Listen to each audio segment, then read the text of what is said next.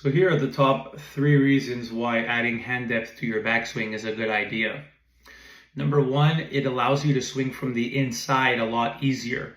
It's no surprise that most people struggle with a slice. They tend to get very over the top and very steep on the way down.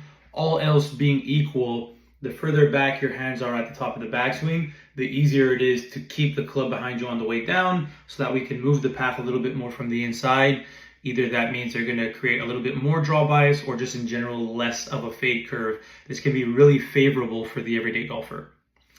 Number two, it will help you to shallow the attack angle out.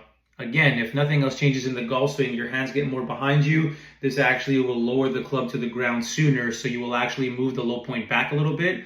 For those of you who get really steep on the ball, this could actually really help you with your strike, help you with the ball flight, and most importantly, actually help you with compression. Common misconception is that getting really steep on the ball and hitting down on it is good for compression. That is not true. The best way to compress the ball is to actually shallow the attack angle out while keeping your loft down. That's the key. So if we can shallow that attack angle with a little bit more hand depth and we can keep the club face in a good spot to keep the loft down, you can actually take some spin off the ball and that will actually allow you to compress it more, hit the ball farther. And then number three, this creates space for you to be able to rotate better on the way down. If I try to create rotation here and I'm going to turn on my chair, the more I turn, unless I'm manufacturing my hands in a certain direction, the more I rotate, the more the hand path will want to work in front of me.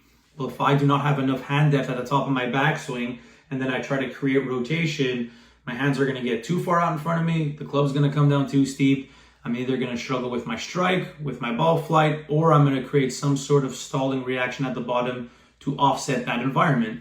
Well, if my hands had a little bit more depth at the top of the swing, it creates a little bit more space so that I can start to open up. And even if my hand path works a little bit more out, I can keep the club relatively on plane there. Obviously, you can make it work with a more upright arm plane or something else where you can manipulate the hands on the way down, but this just takes one variable out of the equation so that you don't have to think about that part.